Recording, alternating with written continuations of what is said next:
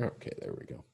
Okay, so as we look at a couple of these items in the Unit 5 skeletal system portfolio, again, these illustrations and images are directly from Visible Body.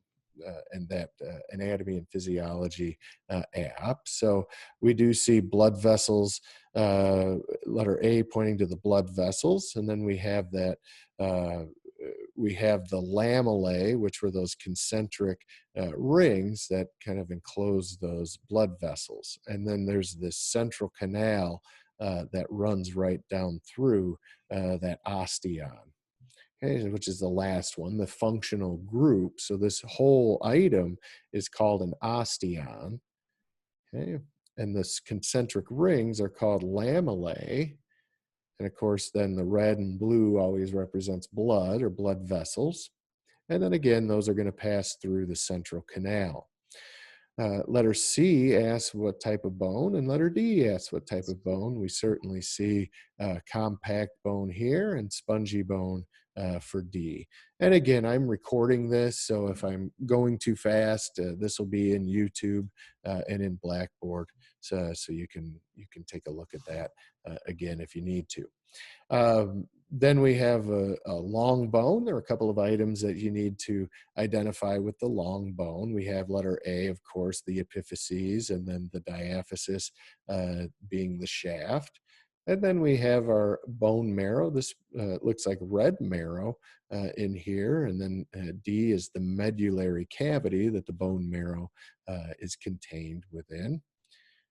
And then letter E is pointing again to compact bone. Okay. Letter F is more spongy bone. And then G is asking you about that epiphyseal plate. Okay, so there's a couple of, I think for the most part, those are pretty straightforward. Again, you can find those in your visible body.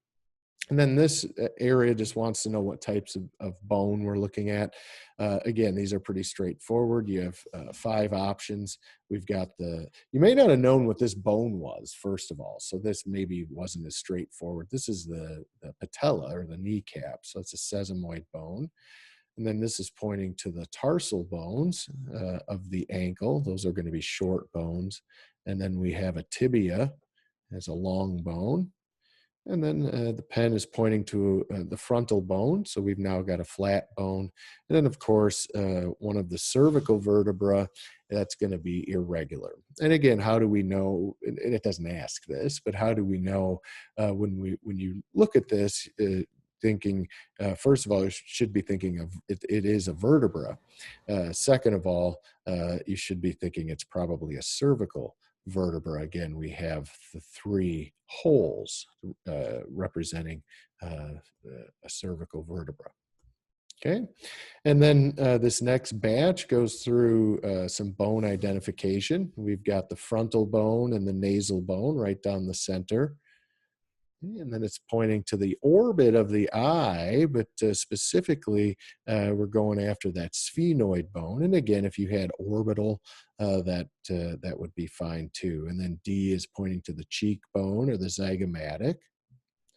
Then E is the vomer that basically forms the inferior aspect of that nasal septum.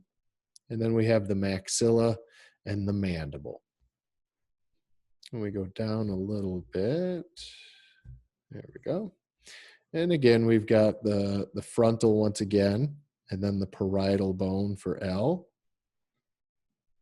And sphenoid once again for I. Again, we have, so you can use these more than once, obviously. You've got frontal and sphenoid, and zygomatic once again, and maxilla and mandible. This time we've also got the temporal, parietal, occipital, and then for P, that's the hyoid bone in the throat area. Guys doing good? Okay.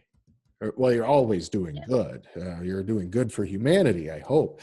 But are you doing well, I should ask? Yeah, I'm sure you are. Okay. Next up, we've got the more or less kind of the floor of the skull. We've got letter A. says provide the bone name and the specific part of the bone when applicable. Again, not picky about this. If you just have ethmoid bone for letter A, that's perfectly fine. If you go further and put the cribiform plate of the ethmoid, that's even more specific. But again, these they're not super detailed. They're pretty detailed, but just the bone is fine.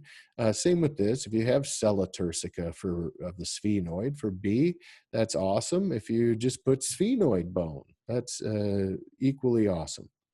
Okay, and then we've got foramen magnum, the large hole where the spinal cord passes through. Um, Again, that you, it's pointing to dead space, so, or I should say dead, it's pointing to space. So foramen magnum is ideal for that one. If you do have occipital bone, that's perfectly fine too. We come over to the other side, we've got the maxilla bone, right, that the portion of the hard palate, and then that creeps back into what we call the palatine bone. So for letter E, just palatine bone is fine, and then a little further back gets us to that the floor and the kind of the inferior aspect of the nasal septum. Well, now we're looking at the underside of that vomer bone for letter F. So vomer, and then the palatine and the maxilla. And then lastly for letter G, again, if you just have occipital bone, that's fine. If you have occipital condyles, that's even more descriptive. Okay, and we've got a couple more items. Again, looking more or less for bony landmarks at this point, especially with the one on the right. We're looking at what are the sutures that we're going after. But again, if you just have what bone it is, that's fine. Again, some of these you can be, I think, a little bit more specific. So letter A, we're looking at the zygomatic bone, but it's pointing more directly to what we call the temporal process of the zygomatic bone. And then we'll jump over to E, which takes us to the temporal bone, but specifically it's pointing to the zygomatic process of the temporal bone. Again, many of you are going into general nursing, maybe not getting too deep into orthopedics. Some of you are PTAs, however, and this is definitely information and bone landmark specifics that you'll need to know in the clinical setting. The rest of you that aren't necessarily going to be going into orthopedics, you definitely need to know the bone name. Now, when it comes to some of these more specific landmarks, again, it's your experience. So how you approach it and what you put and how detailed you get. Again, if you're getting into orthopedics or you're interested in orthopedics, or because you may not know where you're going, you may have a slight interest in orthopedics now, but down the road, maybe who knows where life will take you. Or if you are a PTA now, definitely try to be more descriptive, I guess, is what I would suggest. So anyway, F, again, we're going after the temporal bone. More specifically, we've got that external auditory meatus, and then we've got the mastoid process, that little bump behind the ear, and then H is going after the styloid process that comes down, kind of that little pointy process. Stylus means needle, so styloid means needle-like. B is pointing to, it could be a few things. So you want to be somewhere in the orbit of the eye, probably thinking like the lacrimal bone, maybe right in there. Then C, again, you could have just maxilla. D, mandible. I, mandible. It's up to you, just as long as you're on the right bone. This is the ramus, the mental foramen, and the alveolar process. Okay. So, welcome. A couple of you are coming in now, which is awesome. This, first of all, this is being recorded. So, anything you've missed up to this point, basically, we started going through the Unit 5 uh, portfolio slash lab assignment. So the beginning of the video is going to go through the beginning of the portfolio lab assignment. So you can go back. I'll put that on YouTube as soon as we're done here together. Okay. And then on the right side of the screen, we've got, again, the suture lines. So you want to make sure that you're identifying these specifically as the sutures. So we're going after the coronal suture for J, distinguishing the parietal bones from the frontal bone. And then we have the coronal or the sagittal suture for K. Okay, distinguishing the two parietal bones. Okay, so coronal suture, sagittal suture. And then letter L, this works out nicely. Letter L is the lambdoidal suture. And again, the Greek letter lambda looks kind of like almost like a triangle with a little kind of a trunk up above it. So anyway, that's where that gets that name. And then M is the squamosal suture. Okay.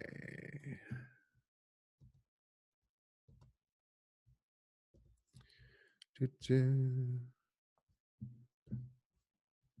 it is. My thing is covering up. There we go. Okay, so now we need to name the specific vertebrae that we see here. We see a cervical vertebra, and then we have a thoracic. Again, looks kind of like the giraffe profile. And again, with cervical, we're going after those three foramen or holes. And then on the right, we've got the lumbar vertebra. Okay, and then specifics, we've got the body of a cervical, and then we've got a foramen or a hole, and it's transverse, it's off to the side. And then along with the transverse foramen for B, we've got the transverse processes.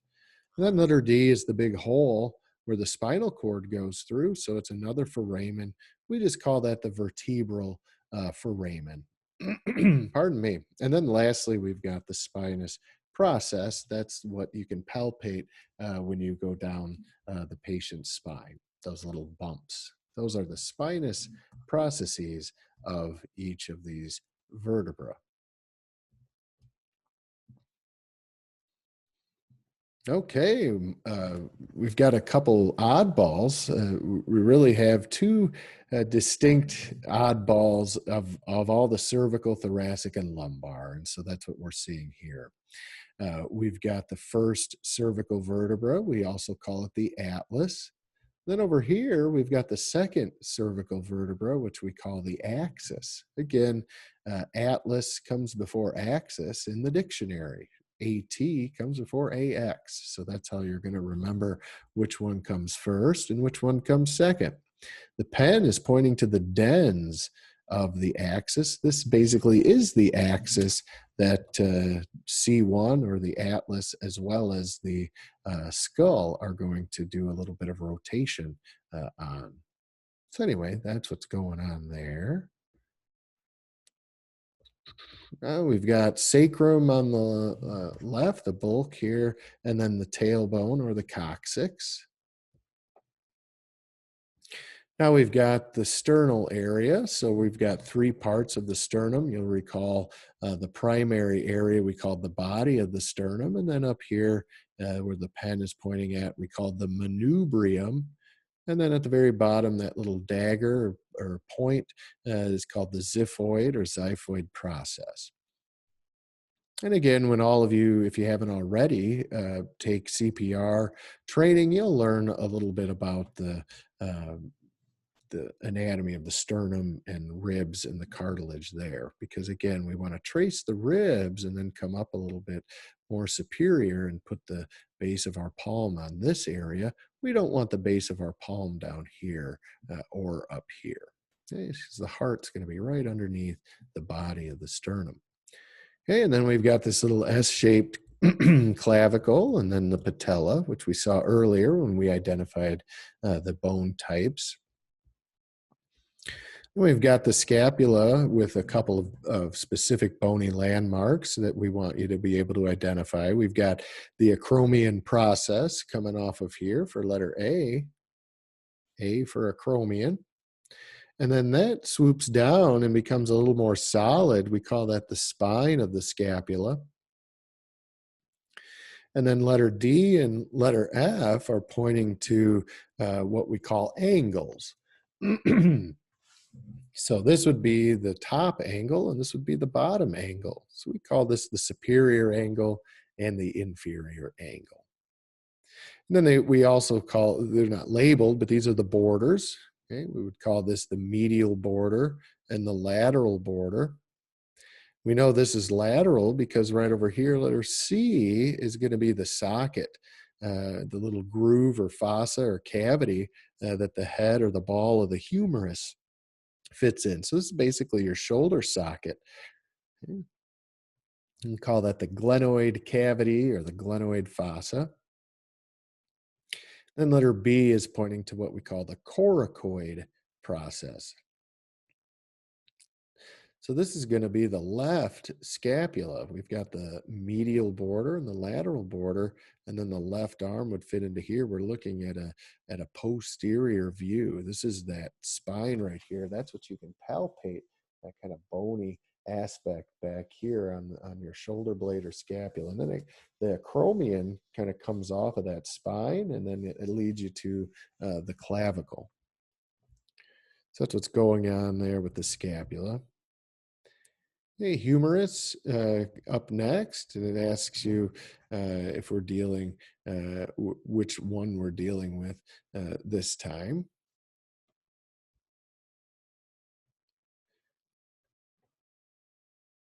And how we're going to be able to tell is from a couple of things. First of all, we've got the head of the humerus. Yeah, so we know this is the medial portion, and if we follow this down, the medial portion, we're going to end up on this large bump we call the medial condyle or medial epicondyle. This is that epicondylitis that some folks get. They'll get arthritis build up in that area. So C is what they call the medial epicondyle.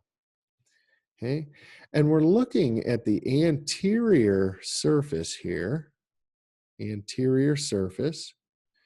We know that too because of these, we've got a couple of big bumps here. We've got letter D, then we've got a little kind of a bump that separates letter D from another bump, letter E. These are condyles of the humerus.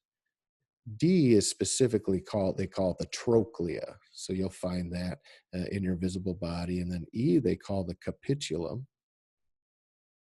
Okay. C and F go together. C was the medial epicondyle, so that makes F the lateral epicondyle. And so again, we're looking at the anterior surface. Okay, we've got the medial portion here, so we're going to be looking at the right humerus. Okay, and then we come over to the posterior aspect. We've got this really large groove where the pen is pointing. That's where the elbow goes in, or the olecranon of the ulna. So they call that the olecranon process, or the olecranon fossa for the olecranon process. The olecranon process is off of the ulna. The olecranon fossa is the groove. And the groove is what's found in the distal posterior humerus. So this big groove in the back of the distal humerus is where the elbow fits in. Okay, and that takes us to the ulna and the radius. Okay, we also see some phalanges, metacarpals, carpals, and again, we're on the thumb side, so thumb side is going to be the radius. And again, we can see it's got a much broader distal epiphyseal aspect than the ulna does. The ulna comes up and forms the elbow. And again, the ulna is always going to be on the pinky side. Okay. Hey, guys are doing good, hanging in there. All right, we'll get a move on. Keep her trucking. Again, you want to get this done and put in the drop box sometime this week. So that's why we're going through it. Uh, so if you haven't started working on it, at least you can get some of this this aspect or this portion complete. So anyway, we've got the ulna, and then we can see it's got that kind of C shape there, or even more like maybe a U shaped. The U for ulna. Okay, that's your elbow right there, your olecranon. And then down here, over here, number 2, we've got the fibula and the femur. Okay, and we just saw the humerus. And then the tibia is distinct. We can see this malleolus here, the medial malleolus. Okay, and then we've got this kind of flat top on this bone and kind of forms a little bit of a head there. And then it's got this really broad distal aspect. So this is going to be the radius.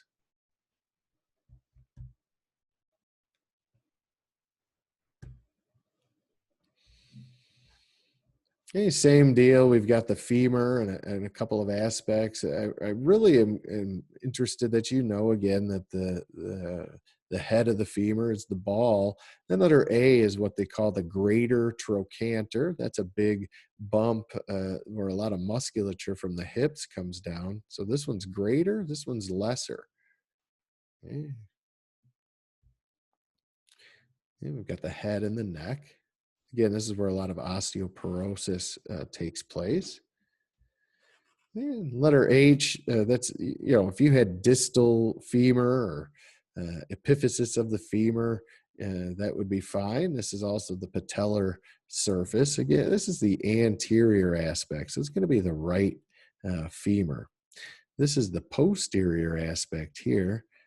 We can see the 2 condyles. Again, if you're ever unsure if you're on the medial aspect of the humerus or the femur, you just go after the ball. And the ball is going to be medial all the time. Okay, so this has got to be the medial side. So this is the medial condyle and then the lateral condyle. And this little groove is the fossa between them. They just call that the intercondylar groove or intercondylar fossa.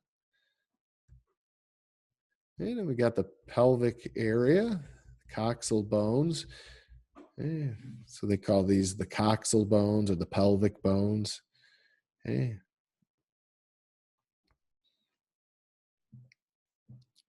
So we've got a couple of landmarks that we want to go after. Right away, we see this big depression here where the pen is pointing. That's the socket for the head of the femur. We call that the acetabulum.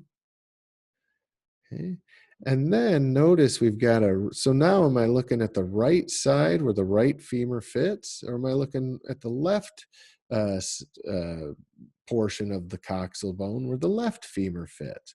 Well, we see a couple of items here as we look at toward either this. So this is either going to be the front or the back. So if this is on the right side, this would be the front. If this is on the left side, this would be the front. Well, this area here, the sciatic notch, is where the sciatic nerve kind of passes through. And the sciatic nerve you always think of as being toward the back. So this is the posterior aspect where we see this giant groove. We don't really see that over here. Okay, so we know this is facing the back. Then this is facing the front. And this little knob right here is what you can palpate. It's the kind of the point of the front of your hip girdle. So that point at the front of your hips, that's this bump right here. So then this would tell us, because we've got the lateral aspect of this portion of the hip being the socket or acetabulum, and the front being this little bump here and the back being this area here, this would be the right side coxal bone. Okay, so again, we've got the sciatic notch or the sciatic groove. And then back here, letter B kind of comes out at us a little bit. That's your butt bone. That's called the ischium or ischium, and that's what you're going to be sitting on. If you have ischial tuberosity, that's fine. If you just have ischium, that's fine too. Same with letter A. If you just have ilium for that, that is fine. Okay, and then on this side, on the right image, we've got the pubic bone. Pubic is more pointy. And again, this is going to be toward the front or anterior aspect. And we can again see it kind of lines up, okay, with this point, which again we know is anterior toward the front. So D is the pubic bone or pubis bone. E is pointing to the ilium, and even more specifically, that's the iliac crest. That's the ridge of your hip bones. And then F is that O foramen, the obturator foramen. It's a big letter O. All right, last up, we've got the calcaneus and the talus of the tarsal bones. And then C, I'm just looking for you to just call these the tarsals. And then D are the metatarsals, and of course E would be the phalanges. Next little section wants you to describe and classify some of the joints that we went through. Again, these are going to be in the PowerPoint as well as visible body. So you can see these here. You can go through. It wants to know the movement. Is it a diarthrotic or synarthrotic? What type of tissue are we dealing with? So this again is functional, and this is structural. So you can, if it's a diarthrotic, it's freely movable for starters. Secondly, it's going to be synovial. So if you write diarthrotic in here, you can write synovial right away. Synarthrotic, where those suture lines are, again, that's going to be fibrous. So anytime you have synarthrotic, you're going to have fibrous. Anytime you have diarthrotic, you're going to have synovial. The third type we saw with the pubic symphysis, for instance, was the amphiarthrotic. That's going to be cartilaginous. Okay.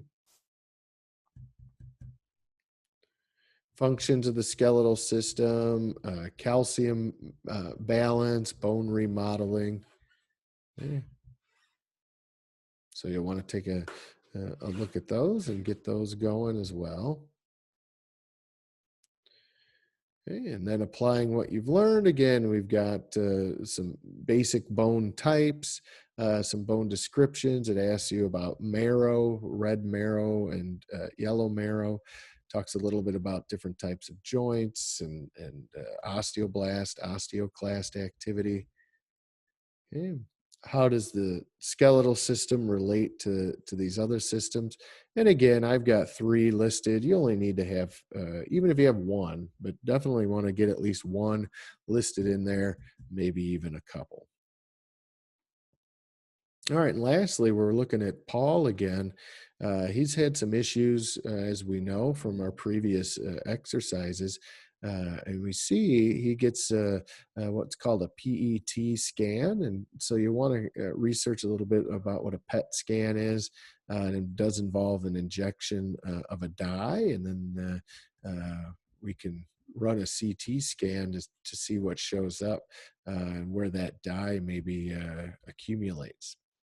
So we can see we've got a sagittal view of his lumbar region plus his sacrum. We can see a hot spot here, indicative maybe, and we can see it over here as well, here and here. So we've got the body of the lumbar vertebra looking a little bit unusual there. So that could be indicative of maybe some bone cancer, which is not good. So, so anyway, bone cancer is not a big deal. No. This nurse, if it's the same nurse from the beginning, she better be careful, or they better be careful. So anyway, a little bit about bone cancer there. All right, so let me stop share. Start share, go back to Blackboard. Okay. The other items of note that I wanted to discuss. Again, I've got all of the units, weekly slides, all of your Padlets, etc. Everything's in there. I did reverse the order in which you access these. They're going to go in reverse order. So you'll see that coming up. So anyway, we go into Unit 6, and it's the same that we're used to seeing. Textbook chapters 10 and 11 in OpenStax, and then the Padlet link, and then there's a little muscle identification sheet that'll pop open. And again, there are over 600 muscles in the body. And this is just a short list of just a handful of muscles. Many of them you've potentially heard of before. So you'll use that when you're working on your portfolio visible body lab, which again is just like the one we went through, is going to be a combo. That's the way they'll be the rest of the semester. So they're 50 points apiece. So you have 3 things to do for each unit. You've got the Padlet, the portfolio visible body combo, and then the exam. Okay. The slides are in there for week 7/unit 6, and then the portfolio and visible body lab. And then, of course, the exam is in there. The exams are set to unlimited attempts. I mentioned that before. I'll mention it again. You can take the exams an unlimited amount of times. You get the highest score kept in your grade book. Okay, and again, with the portfolios, some of you are using the Google Doc and sharing with me that way, which is perfectly fine. I am not picky, just as long as you get it submitted. Try to have the muscle one in by October 27th, so 2 weeks from today. I'm going to open that up as a PDF version so we can take a peek at that. So you can see what you're getting yourselves into. It's not too terribly in depth. There's a handful of definitions, and these are going to be right in the PowerPoint. This muscle unit is a lot less stressful and a lot less intense than previous units. And again, there's that short list of muscles that you're going to want to take a look at. Okay. And then again, with visible body, there are going to be a couple of quizzes that you're going to want to take. There are only 2 this week, 6 last week for the Unit 5.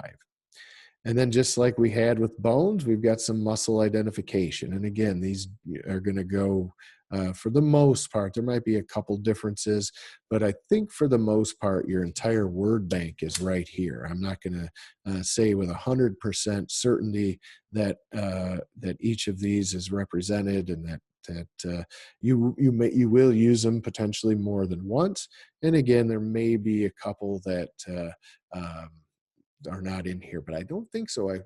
I'm pretty close to 100% certainty that these are going to be the same ones you want to use down here. And just like we did today, in a couple of weeks, we'll go through these and take a look at them so you know what they are. And again, these are these images are straight from visible body. If you have visible body pulled up and you have these pulled up, you should be able to go right down through them. Again, when you have visible body pulled up, you're going to see this image and just click on what it's pointing to in your visible body. It'll highlight it blue and type in deltoid for letter A. Okay. Pectoralis major, etc.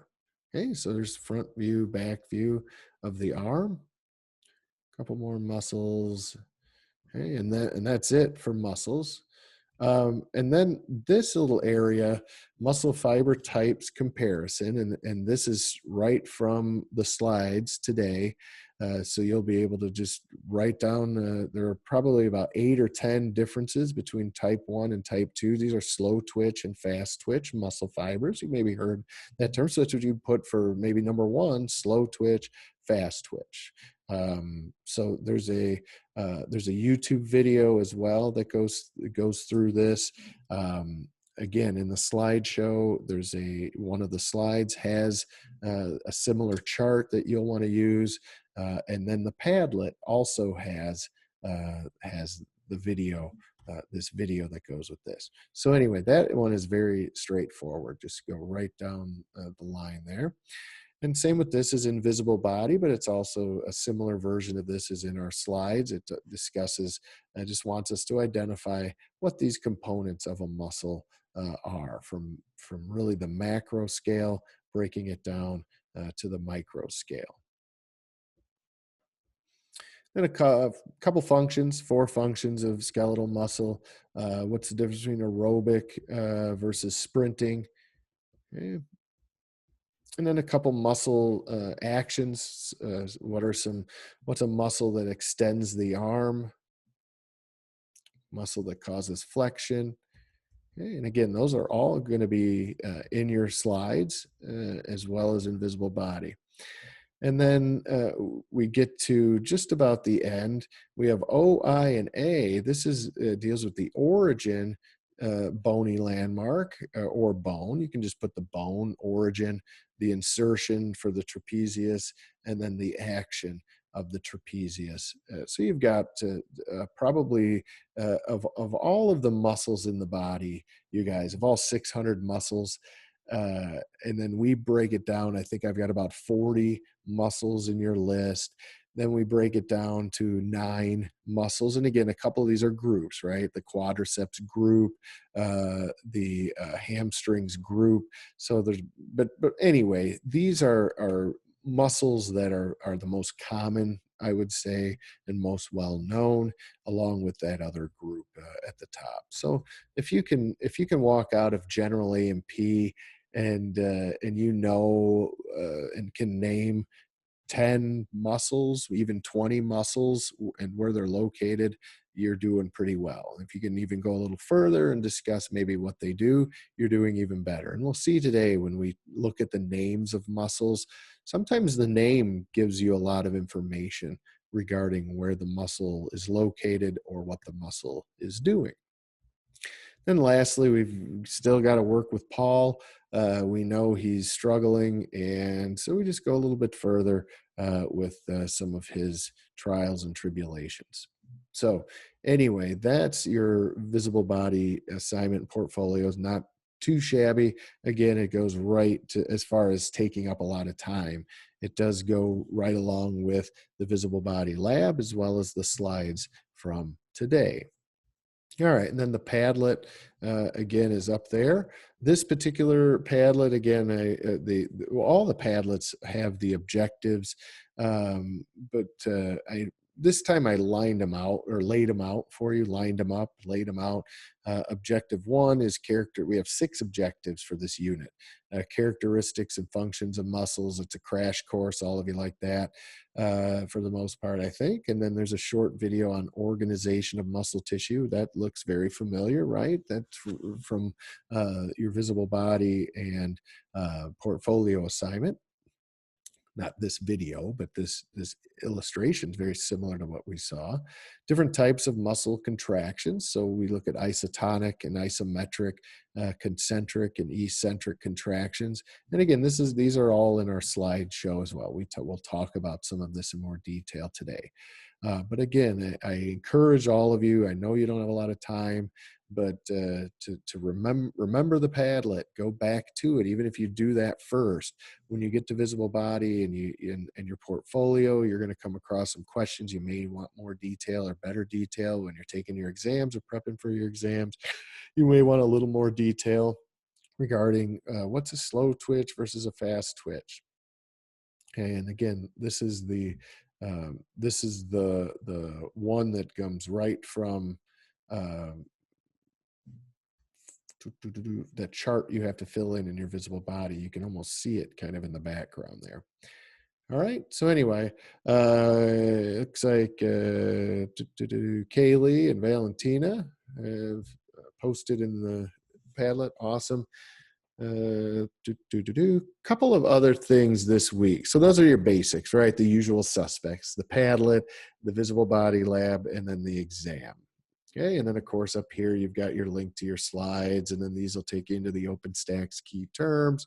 And at the bottom, I also put in, and then the Quizlet is in here as well.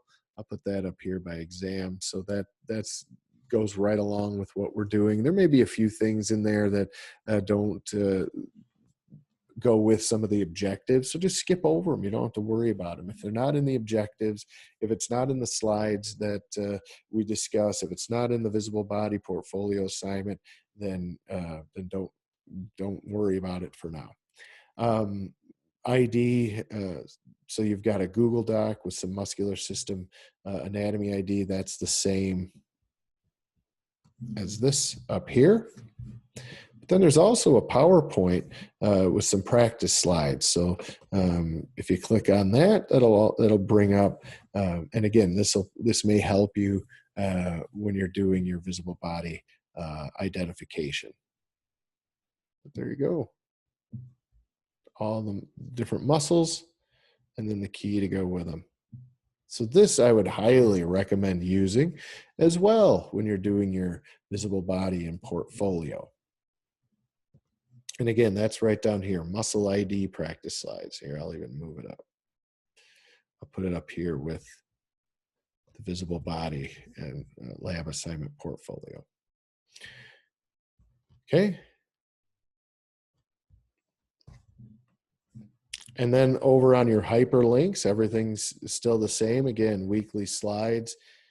Click on that. You're going to find the slides for this week. Zoom class sessions, again, they're not in there. I do have the folder. This video will be going into that folder after we're done here today.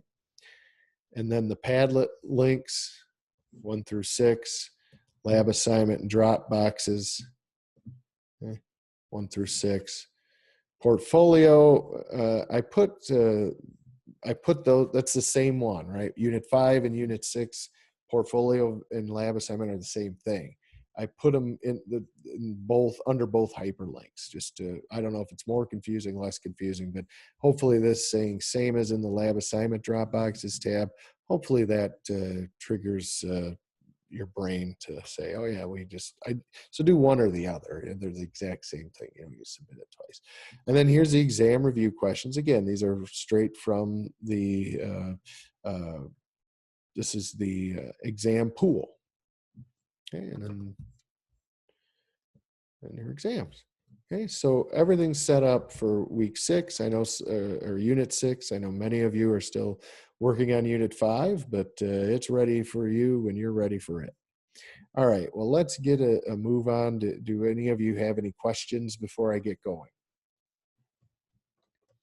Okay, good.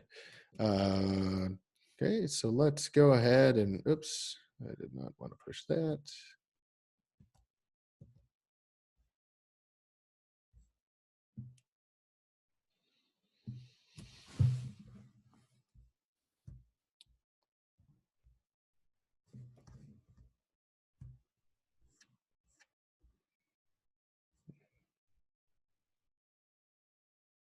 Yep, slow going.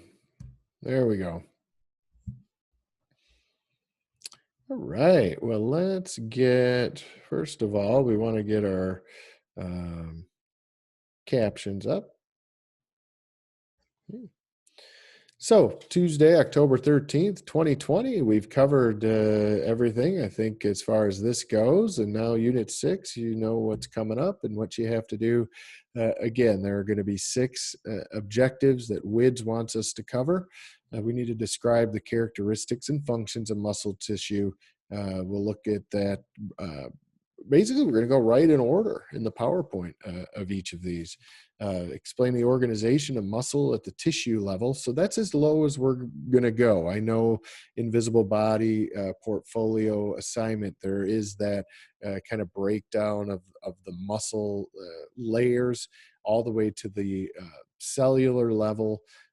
We're going to stop right at that cellular level, though. I'm not going to ask you any questions about actin and myosin filaments and that really tiny microscopic level. We save that for advanced. So So having said that, in OpenStax, if any of you are going through and browsing or reading through OpenStax, chapter 10 and chapter 11 are what we're going to be looking through. Now, chapter 10 does have quite a bit of information that you really don't need to worry about right now. We go back into chapter 10 for a good week or so next semester in advanced. So anything that has to do, anything that strays away from these 6 objectives, anything that strays away from what is in our PowerPoint slides, and what we're doing with our Padlets, what you're doing with visible body, anything outside of that you come across in your OpenStax, just, I mean, you can read through it, certainly, but just know that I'm not going to be testing you or asking you to etch that stuff very deeply into your brains. Now, chapter 11 gets into muscles and muscle identification. We don't really go back into that next semester in advanced. So more of the focus is really going to be on 6.5 and 6.6. What are the muscles? What are the actions of these muscles?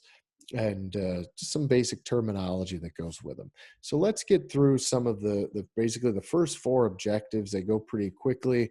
We just want to look at some of the basics of muscle and particularly muscle tissue. First of all, we know that we have 3 types of muscle. So we'll look at that briefly as well. Our focus really, though, in this particular unit is going to be on skeletal muscle. We saw skeletal muscle, we saw smooth muscle, and we saw cardiac muscle. So our focus really is on skeletal muscle. We'll see a little bit with smooth, a little bit with cardiac, but a lot more of that will be later. So again, our goal when we think of muscle for right now is going to be on movement, creating movement. Muscles are great when it comes to heat. They produce a lot of heat and a lot of friction. So we'll look at some of the other functions as well, kind of as we go. But really, we're thinking of movement for now and generating heat. Some of the main characteristics of skeletal muscle are that they're able to be excited or irritated. And irritated doesn't mean negativity. It doesn't mean you're like irritating, like rubbing something the wrong way, irritating it. Irritability also means in A&P terms or physiological terms, irritability means it can be stimulated. So it also means when we see excitability / irritability, that nerve is involved. So that's all we're saying here is that skeletal muscles must possess the ability to be stimulated. Otherwise, in other words, they have to be plugged in to the nervous system. So that's all that means. And then the next 2, contractility and extensibility, have to do with shortening of fibers to create some sort of movement. That's contracting, right? A muscle contracts. That means a skeletal muscle. That means the muscle is shortening. It's creating a movement, okay? So the opposite of contracting is extending. So if the muscle fibers can shorten, we have to be able to get the muscle fibers to lengthen back out. We also see that while one muscle is having fibers that shorten or is going through contracting phase, the opposite muscle, what we call it, the antagonist, is going to be lengthening. We see that when I contract my bicep, when I flex my elbow, I'm shortening my bicep muscle. At the exact same time, the triceps muscle down here, the fibers are lengthening. So this muscle has to have extensibility as much as this muscle has to have the ability to contract or contractility. Furthermore, this muscle, the triceps, also has to have the ability to contract, and this muscle, the bicep, has to have the ability to extend or stretch. So again, muscles, all skeletal muscles have all three of these properties. They have to be plugged into the nervous system. They have to be able to shorten, and they have to be able to lengthen. Okay. And again, how does all of this happen? We're not worried about that right now. That's what advanced gets into. Advanced gets into how does a muscle shorten? What happens when a muscle contracts? Well, first of all, we have to give it some irritability or excitability. So step one to getting a muscle to contract is getting a stimulus to the muscle. So again, we're not going to get into this now. We're going to see this plenty next semester in advance. But knowing that a muscle needs excitability, contractility, and extensibility will help you see the bigger picture next semester.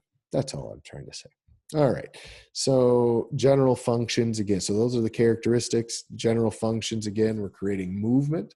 Certainly, I would assume goes without saying. But we have to discuss it anyway. The movement involved with skeletal muscle, again, involves the shortening of these fibers to produce or elicit the movement. And again, the movement occurs at a joint and across a joint. And again, it's the tendons of the skeletal muscle and the muscle itself that's shortening. That's basically attaching to a bone and drawing that bone into a different angle. And that is the primary function of skeletal muscle. Create movement. Heat production, I mentioned earlier. There's a lot of, when we think about heat production in the body, we certainly are thinking about a blood supply. So we do see a massive amount of blood supply and really even blood storage to a degree in muscle. So when muscles are moving, blood is flowing, heat is being produced.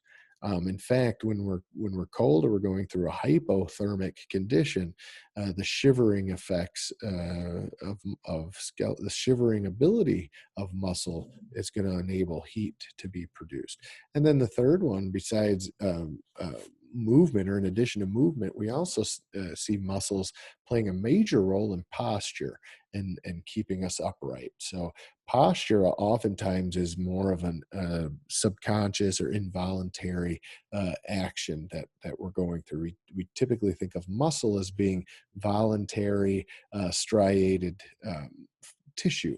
Well, that's exactly what it is.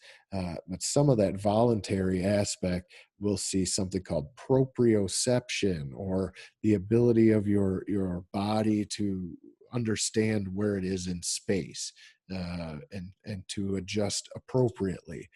Gravity is pushing down on us. The idea is that we have to fight gravity just ever so slightly, which means posture and the muscles are enabling us to maintain that ability to stay upright. Otherwise, we'd fall. So there is some subtle muscle contraction going on constantly within the body to, again, maintain posture. All right, so how do we organize muscle? When we look at a muscle, we generally just see this big blob of red red tissue, or red mass of tissue. That is what we call the belly of the muscle, typically. The belly of the muscle. And again, we know it's very red, so we know that it has a high blood supply. Now, that outer layer of muscle is called the epimysium. Okay. We also will see, again, this tendinous sheath. You can see this white down here is a tendon, or indicative of a tendon.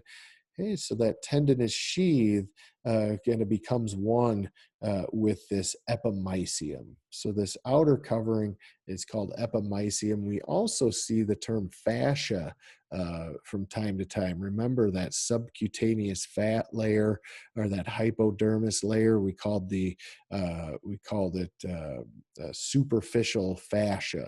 And again, what's connected to the belly of this muscle likely is the hypodermis. So if we work our way out toward the surface, on top of this muscle is going to be adipose of the hypodermis, and then Of course, then we get into the dermis and then the epidermis, and then we're out of the body at that point.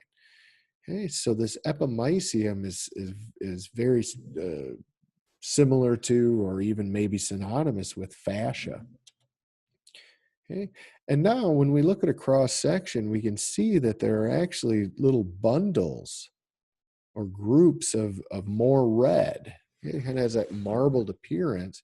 And these individual bundles are called fascicles. So we can see this particular muscle has maybe 1, 2, 3, 4, 5, 6, 7, 8, 9, plus this one. There's like 10 or 12 fascicles. Okay, just in this drawing. Now, there's probably a heck of a lot more in some muscles and a heck of a lot less in others. But again, we see this bundle called a fascicle. And now each fascicle is going to be surrounded with something called perimysium. Okay, so epi, remember, means upon something. Think of like the epidermis is the outermost layer upon the dermis. With epimysium, by the way, remember osteo meant bone and chondro meant cartilage. Myo, or even just my or myo, means muscle. So epimysium has to do with being upon, epi, a muscle. Okay, so epimysium, upon the muscle. Okay, just like epidermis, upon the dermis. Okay, so that's your outermost layer. And then again, we get into these bundles of fascicles, and they're going to be surrounded with and bound with something called perimysium. And remember, peri means around. Okay, so perimysium is around the fascicle, or makes up the kind of the wall of the fascicle. It's the outer layer of the fascicle. Okay, so now let's bring that fascicle here. So now we've still got our fascicle. We've still got that outer layer of the fascicle called the perimysium. Now we're going to pull out. Notice you can even see them up here, these little smaller orange circles. Now we've blown them up. They're a little bit bigger. Okay, and these are called muscle fibers. Okay, at this point, we're now in what we would say is the cellular level. A muscle fiber is the same thing as saying a muscle cell. Okay, WIDS really only wants us, those Wisconsin Technical College system and WIDS, they really only want us in this course to stop at the tissue layer, which would be the fascicle. However, I think it's important that you at least see that we do have fascicles are really just bundles of cells or bundles of fibers. Okay. Okay, so this is the fiber. And we notice that that fiber also has a layer around it called the endomysium.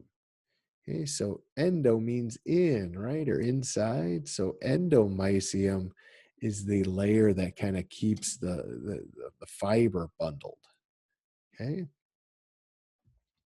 so we've got epi bundling the belly, we've got peri bundling the fascicle, and then we've got epi being the primary layer that is the fiber.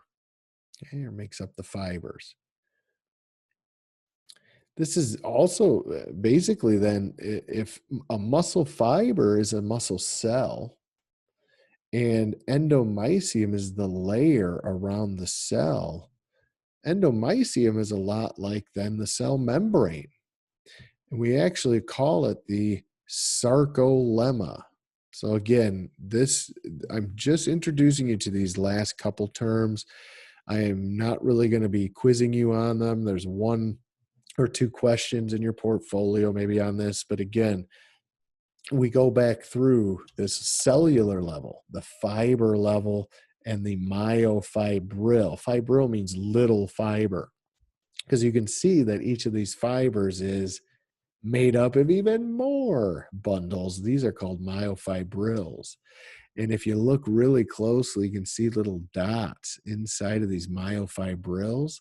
So we have even smaller bundles called filaments. So filaments are the smallest level that we go. There's a lot of F words. Filaments, fibrils, fibers, fascicles. So yeah, careful. This is being recorded. Hopefully it doesn't get flagged for all the F words that are being spewed. Okay. Fibril, fiber, fascicle. Okay. And then the smallest are filaments, just like the old light bulbs had filaments in them. So what we do is next semester is we start at this level, the fiber level, and then we analyze what's going on all the way down here in the filament level to enable a muscle to contract. Okay. So, but again, this semester, they really want us to just focus on the belly of the muscle and the fascicles. That's the tissue level. And then these three layers, the endomysium around the fiber, the paramysium around the fascicle, and the epimysium around the belly. This is just FYI for now and just an introduction, the fiber, fibril, filament stuff, as well as this sarcolemma. That's advanced terminology. So anyway, here's the black and white. Endo around the belly, peri around the fascicle, epi around each fiber. Okay, endo on the inside. I think I went backwards. I should have these going the other way.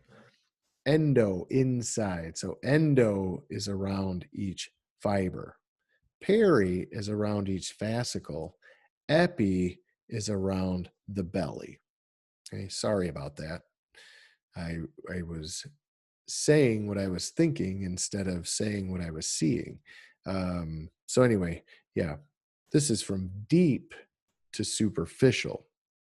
When we looked at this slide, we went from superficial to deep. Okay. Anyway, hopefully that I didn't muddy the already murky waters of muscle tissue layers. Okay. Endo just means inside. So it's the innermost around the fibers. Peri is around the fascicles. Epi means upon, okay, the whole muscle. So that's what's going to become one with the tendon. All right, so next up are types of muscle contractions. We're just really going to see a couple different types. The first one that we see is where we're actually going to get some sort of movement. So we're going to focus on these first two. Okay, these are called isotonic movements. When we get something happening with range of motion, that's called isotonic. Okay. And so part of the isotonic group involves what we call concentric and eccentric or eccentric movements. Okay. Concentric and eccentric movements. Okay. So the concentric movement is the actual shortening of the fibers to create that range of motion. So a concentric isotonic movement is the typical movement of the primary muscle performing the action. Okay. Now, so they show a bicep curl. So this guy's elbow goes through flexion, right? We see a decrease in the angle of the joint. This is an isotonic contraction, and it also happens to be concentric. So it's going with the center. Okay. Well, when he lowers this dumbbell, okay, when he lowers his dumbbell, is he just going to relax his bicep and try? Is he just going to just say, all right, I got the dumbbell up. Now to get it down, I'm just going to just just relax everything at once? Probably not a good idea, right? You're just like if you lift something up, you don't just, oh, by moving the coffee table and now I've got it where it is, I'm just going to drop it. No, right? You kind of set it down. Well, as you're doing that, as you're bringing the weight back down, we still are seeing a range of motion. We call this an eccentric or eccentric movement. So the opposite, again, we see the muscle is contracting. It's what we call a concentric movement. The muscle elongating it's still contracting ever so slightly, but instead of contracting or shortening, that muscle is elongating, but it still possesses some sense of tension.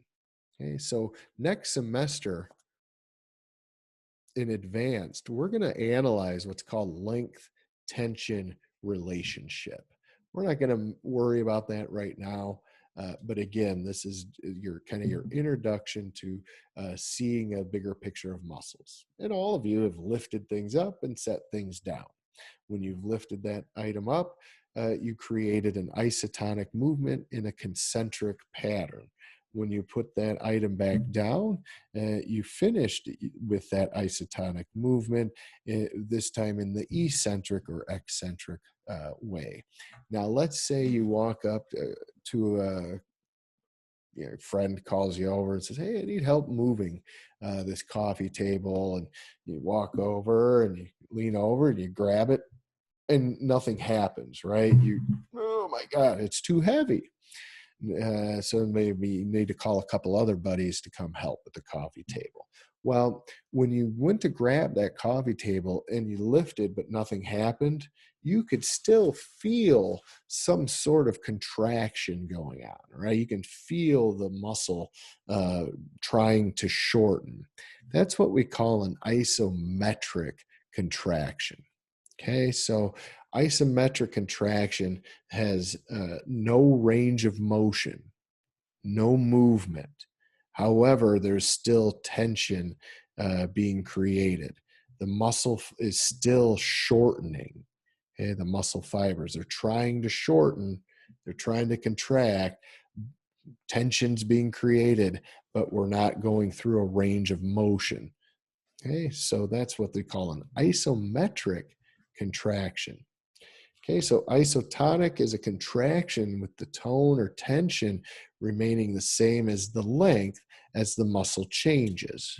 Okay, so with isometric, the length of the muscle remains the same, but we're increasing tension, right? So we're trying to get that muscle to shorten and shorten, but it's not shortening.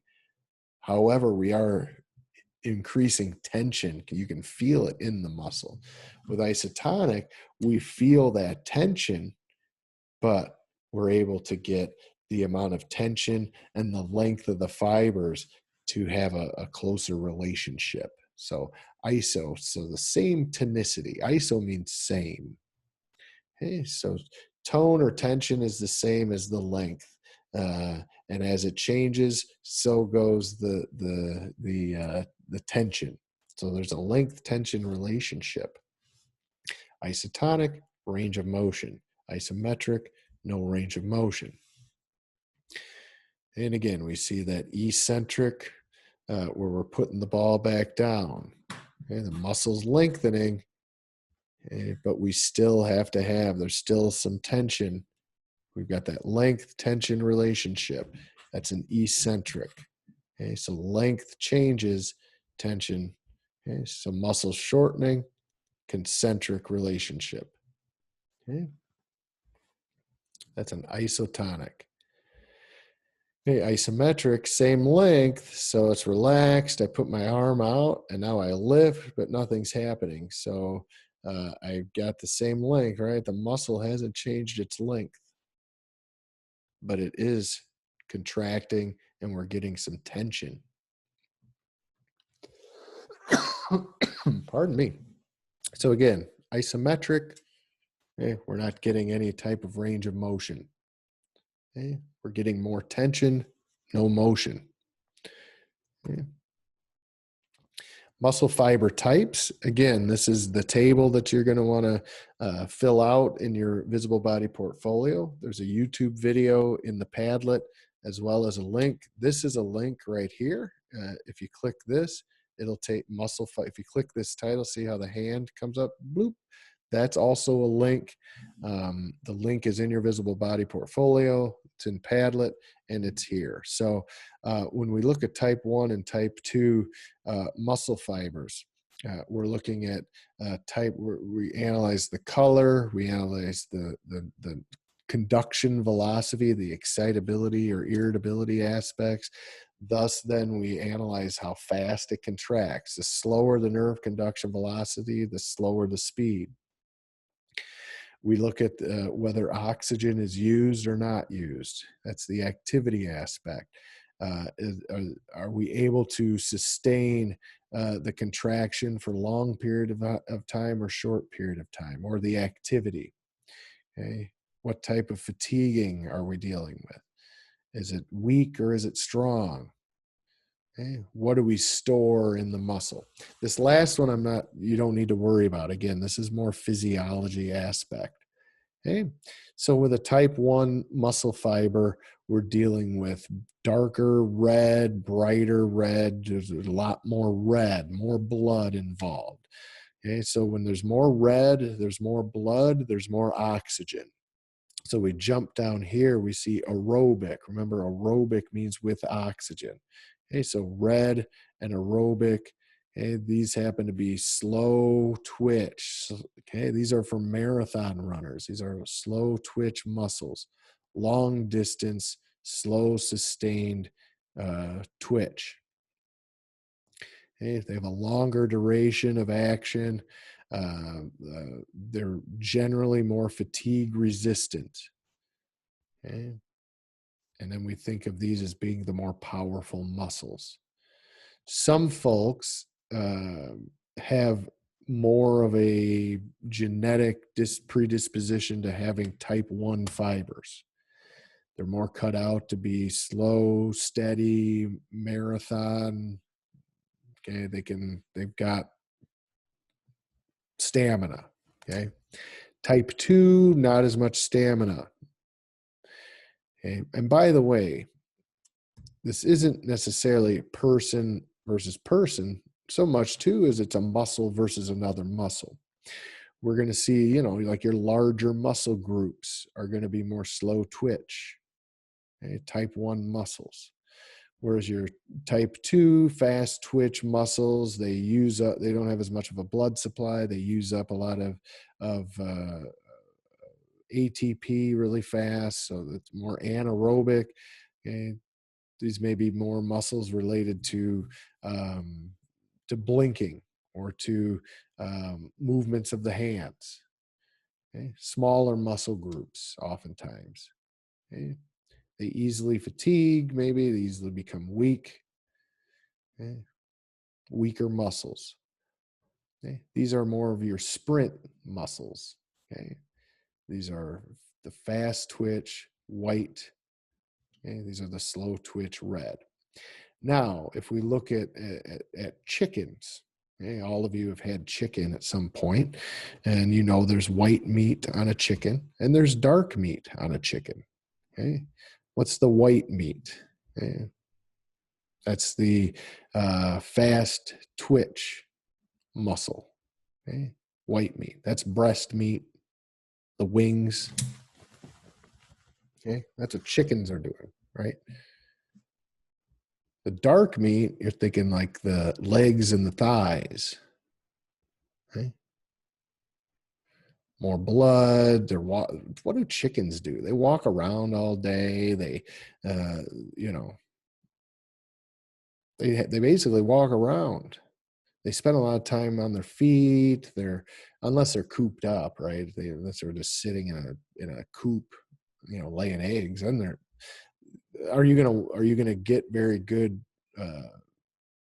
thigh or leg meat from a chicken that's sitting all day? Probably not. Are they going to build up much breast meat or wing meat if they're not really doing much? Because you can build these up, right? I mean, no. So like a free range chicken, a chicken that's able to run around and be a chicken, they're going to have better meat, better quality of meat. So the egg layer chickens, oftentimes they don't have very good meat because they just they basically sit around all day and lay eggs. Well, chickens that are egg layers, they basically lay maybe 1 or 2 eggs a day. But if they're cooped up, they're not getting any activity. If you let them run around, Okay? They're going to have better red and white meat. But anyway, in case you were wondering about this on a culinary level, that's what's going on with chicken, right? White meat and dark meat. Okay? Again, slow twitch. These are the thighs. These are the leg. Okay? They spend a lot of time on their legs. They have to be if they have more oxygen. That meat is definitely darker. They don't really use their breasts or wings much. Chickens, first of all, they don't fly, so they're not going to be using, and the wing muscles are connected to the breast muscles, just like the leg muscles are connected to the thigh muscles. When you eat a chicken leg, you're eating like the calf muscle, basically, of the chicken. And when you're eating the thigh of the chicken, you're eating the quadriceps. And so anyway, that's light meat and dark meat, in case you were wondering. Okay, let's see. Let's look at specific muscles. So let me go back real quick before we do. Look at our objectives. And again, these go with your Padlets. So what we just did is look at the characteristics and functions of muscle tissue. Characteristics, remember, they have to be excitable or irritable. They have to have contractility. They have to have elasticity or extensibility. Okay, so they have to be able to shorten and lengthen. Okay, what are the functions? Again, movement, heat, and posture. Organization of muscle at the tissue level. Again, we started at that epimysium surrounding the belly. And then we looked at all of those fascicles making up the belly, each one of those fascicles surrounded with perimysium. Then we went a little bit deeper and looked at the fascicles, and we're able to see that there were really just a bunch of bundles of fibers, or there's a bunch of fibers bundled together that make up that fascicle. So we pulled one of those fibers out and saw that it's surrounded with endomysium. Okay, so that's the basic organization of muscle at the tissue level.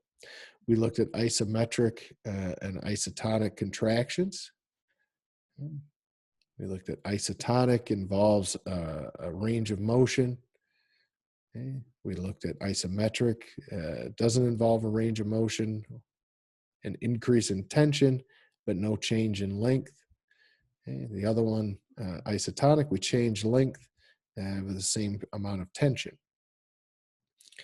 Okay. And then we looked at the muscle fibers and muscular performance. We looked at slow twitch versus fast twitch. So the first four objectives are done. The next two, 6.6 is relatively short. It's basically 1, 2, 3, 4, 5, 6 definitions. We've already talked about a couple of them: agonist and antagonist, prime mover, synergist. We've sort of talked about them. We just haven't used those words yet. Origin and insertion, we've seen those words a little bit as well too, or those terms as they relate to where a muscle tendon is attached. Okay, the movable part is that insertion, in the stable bone is the origin. And all action occurs when insertion is moving towards origin. Okay, so insertion is the movable part, and it's being pulled toward the origin tendon of the muscle. So basically, it's the proximal portion of the muscle that's going to be anchored, or the origin. The distal portion of the muscle is going to insert and create movement or action from insertion towards origin. The agonist and the prime mover, we'll see, are synonymous. That's the same term. An agonist and a prime mover. That's the muscle that's performing the action. So when we discuss the action being flexion of the elbow, we see the biceps brachii is the prime mover or agonist. There's another muscle under it called the brachialis, but this group of muscles are going to be the prime movers and the agonist of elbow flexion. A synergist, this last term here, that's going to be a helper. So there might be another muscle associated that's also going to shorten, that's going to help assist the prime mover. So a synergist assists the prime mover. An antagonist is the muscle that's performing the opposite fiber activity. So with the agonist and prime mover, the fibers are shortening, the movement is occurring, fibers shorten. With an antagonist, the fibers are lengthening. So we see that extensibility aspect. Okay, so the antagonist is the extensibility aspect. The agonist is the contractility aspect. Okay, so we'll see that in a little more detail as we go. So again, we have over 600 muscles in the body. Roughly 40 to 50% of your weight is muscle. And of course, they fill in the form and contours of the body. We've already seen this, right? It's just similar a few slides ago. Again, we have the epimysium being continuous with the fascia or the tendon or the aponeurosis of the muscle.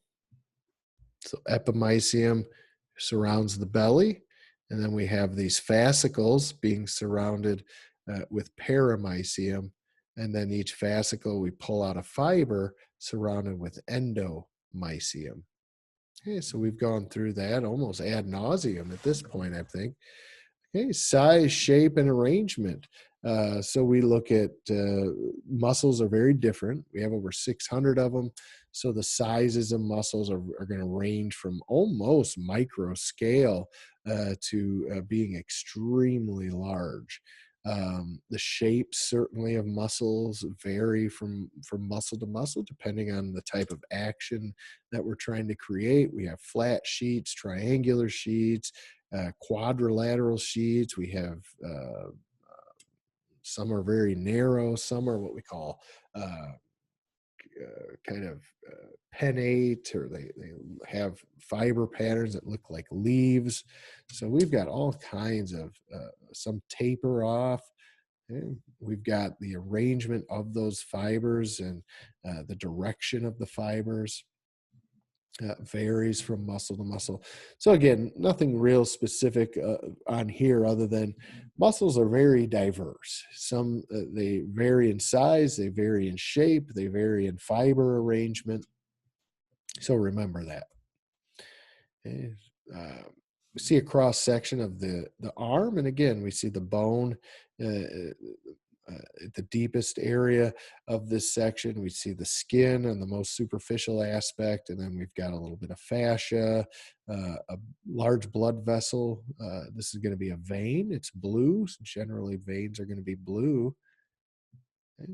Then we've got different layers of muscle. So this is fascia in through here, this white stuff that you can see. That's fascia distinguishes. So that's going to be that epimysium of a muscle here. And then this is epimysium of a different muscle here. Okay. So these are different muscles of the upper arm. And you can see the fascicles of each one. These little groupings are fascicles. Okay. And then again, each fascicle will be surrounded with perimysium. And just some general shapes we see in fiber arrangement. Again, we have the parallel fibers. So the fibers run kind of in an up and down direction.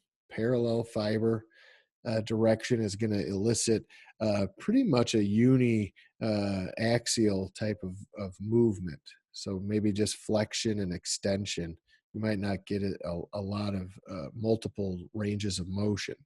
Whereas maybe a convergent or a pennate pattern, we might see a little more range of motion. So converge meaning everything kind of converges, all these fibers to one point. So broad origin, tiny insertion. And again, this would be the movable part out here. So we would get a lot of power from a convergent muscle and potentially quite a bit of a range of motion, because remember, this insertion goes toward the origin, but look at how broad the origin is. So this can bring and this would be attached to the humerus, kind of in the armpit area. And we know that we can move our arm in multiple different directions or planes. So this would provide a lot of range of motion. Tiny insertion towards broad origin. And then we've got this pennate aspect. Again, multi-pennate, more range of motion. Fiber directions. They're basically, fibers are basically like puppet strings. So the direction of the fibers and the ability for those fibers to shorten dictates what direction the bone is going to travel. So if I have a lot of fibers in a lot of directions, all leading to one spot, and then again anchored on a broad origin, like we see with this convergent, like we see with this multi-pennate, I'm going to get a lot of range of motion because there's so many strings going in so many different directions, anchored here down to here, anchored here down to here, anchored here. They all go to the same spot, but I can pull on this string and get the muscle to move this way. I could pull on a string up here and get the muscle to move up this way. Okay.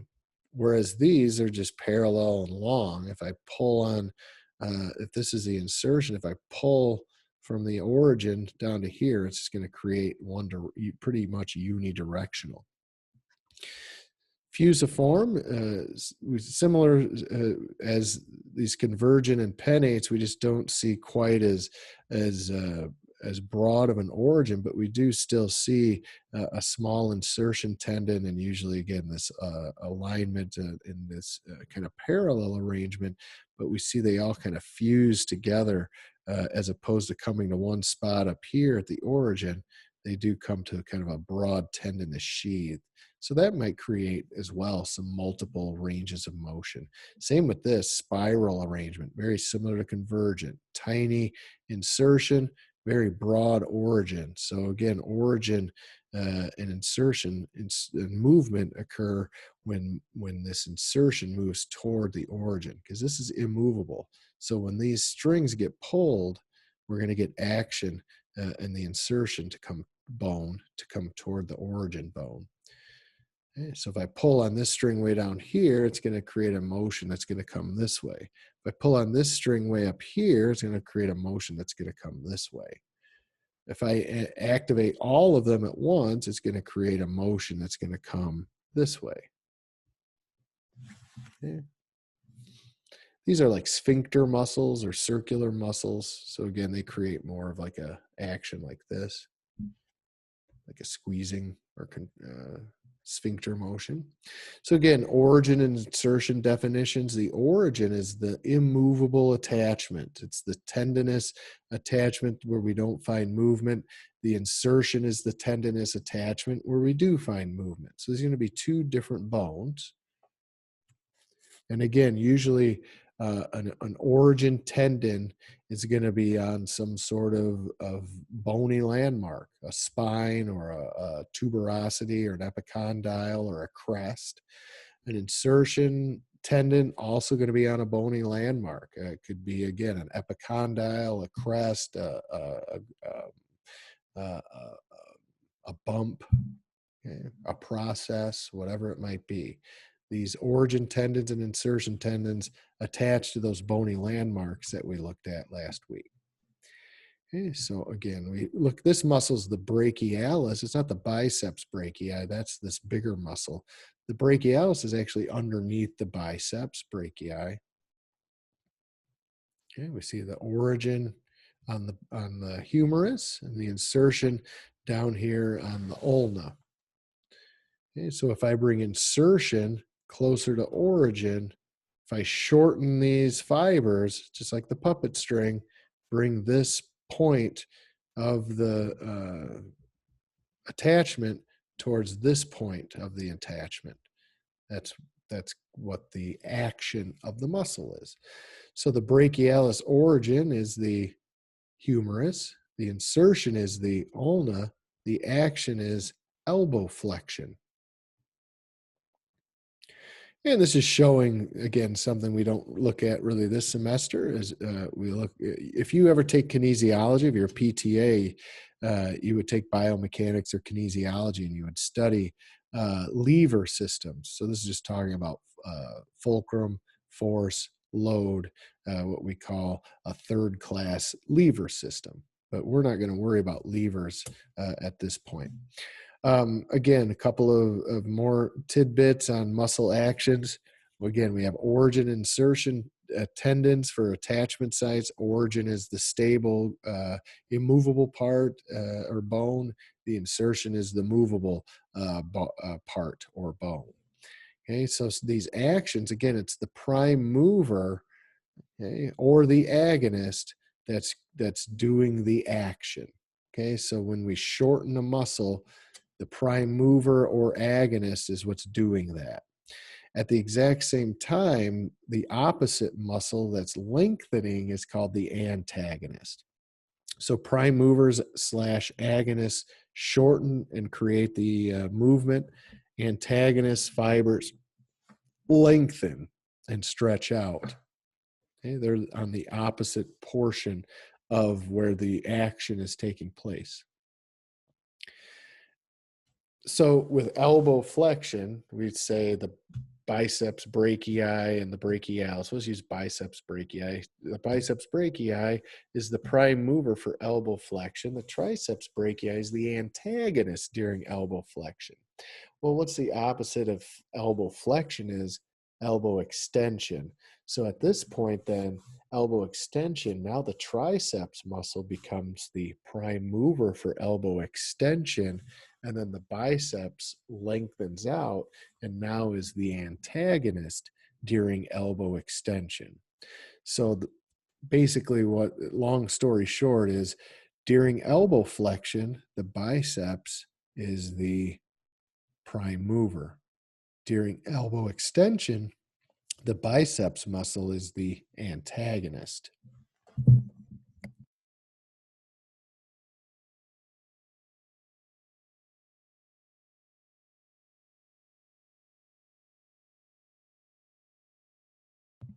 All right, tickle in my throat. Too much jabbering. Been too long. We're going to have to take a break. Come back on Thursday. Okay, prime mover and agonist shorten and create the action. Okay. Antagonist lengthens. And again, it can be the prime mover becomes the antagonist when the opposite action occurs. So the bicep is the prime mover during elbow flexion. The bicep is the antagonist during elbow extension. Okay. Fixators, you don't need to worry about. Fixators kind of anchor or fixate the origin site. You don't need to worry about that. Synergist, though, they do want us discussing that briefly.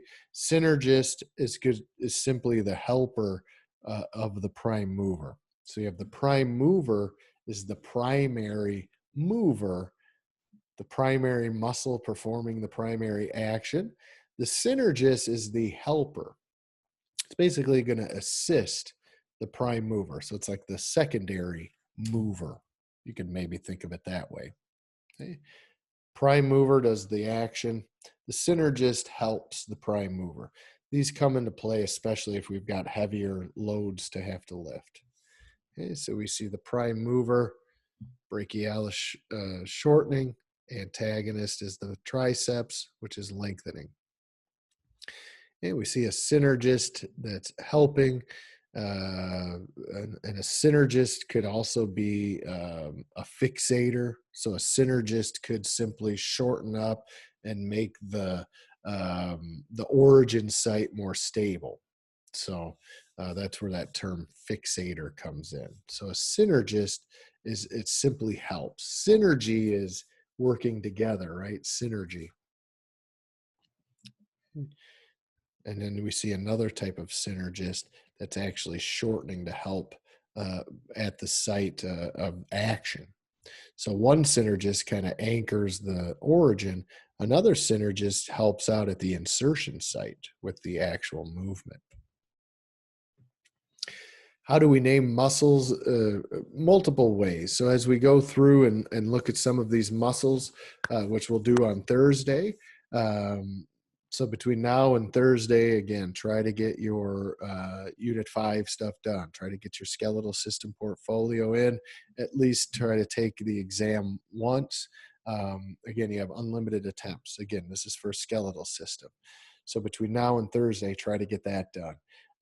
Also, maybe start looking at the Padlet for this. Start, go back through and maybe watch some of what we discussed, take some notes, start working on your visible body portfolio for this unit. Because Thursday we're going to go through some of the basics of the naming of the muscles and the actions of the muscles, and that's it. And then next week I'm going to start right in on nervous system.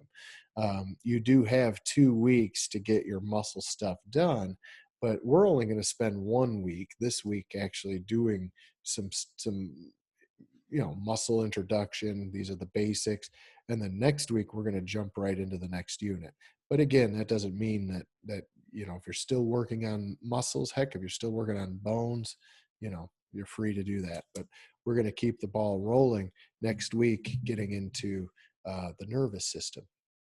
So anyway, we're going to close today with how are muscles named, and then we'll pick up on Thursday with going through the axial muscles and some of the key, probably 15 or 20 muscles of the axial, and then another the key 10 or 15 muscles of the appendicular skeleton.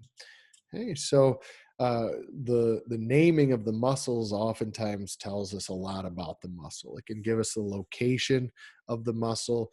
It may be something like something superior, or something medial, or something posterior. So oftentimes the name will tell us. We'll see supra or infra or sub with some muscle names. The shape of the muscle. Some muscles are shaped like geometric shapes. So we may see what's called a rhombus shape, which is kind of like a diamond. We may see like a trapezoid shape. Let's see, fiber direction. Okay, so we may see something called transverse something, or rectus something. That just tells us the fibers are erect or the fibers are transverse. Oblique tells us the direction of the fibers. They're at an angle. Another shape. Delta is a triangle. The deltoid muscle is like an upside down triangle. There's another shape one, for instance. Number of heads or divisions, like CEP means head. So biceps, triceps, that tells us the number of heads. Specifically, that typically means, kind of goes with the next one. Usually the number of heads it's talking about is the origin heads. So the anchor heads or origin heads. So the biceps brachii means two-headed arm muscle.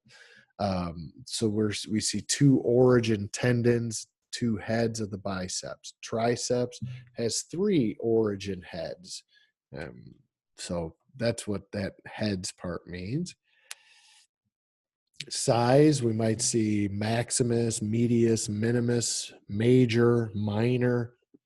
Hey, those have to do with size. Okay, so there's a lot of different terminology that goes with the musculature of the body. Okay, so this is where we're going to leave off today. We'll start here on Thursday. I just want to go through the basics, the basic muscle names, where they're located, and a little bit about their actions. It's not a heck of a lot. Like I say, it's about maybe 30 or so muscles that we need to go through and look at. Okay, do you guys have questions? You've got plenty to do. Get caught up on your week 5 or unit 5 stuff. Get caught up on whatever else it is you need to get caught up on, and start looking ahead at muscles. And like I say, Thursday we'll take a peek at some of the specific details, and then starting next week we'll dive into the nervous system. So we're pretty much halfway home. Midterm grades, I think, are due this week. So again, try to have everything done up through Unit 5 by at least by the time you go to bed Thursday. Try to have at least a pretty good head start on and and even finishing units 1 through 5. So keep that in mind, and that's really all I have for you guys today.